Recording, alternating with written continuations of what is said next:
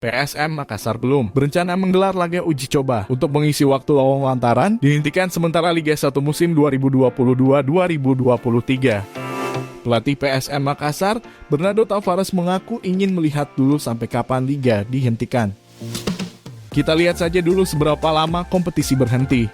Untuk saat ini fokusnya kita latihan saja dulu, katanya saat ditemui tribuntimur.com di Stadion Kalgowa, Kabupaten Goa, Kamis 6 Oktober. Kasta tertinggi sepak bola Indonesia dihentikan sampai waktu tak ditentukan oleh PSSI. Keputusan diambil imbas dari 129 nyawa melayang akibat kerusuhan di Stadion Kanjuruhan Kabupaten Malang, Jawa Timur. Di tengah ketidakpastian Liga 1, pelatih asal Portugal ini meliburkan skuadnya selama 2 hari. Juku Eja julukan PSM Makassar baru akan berlatih kembali pada Minggu 9 Oktober.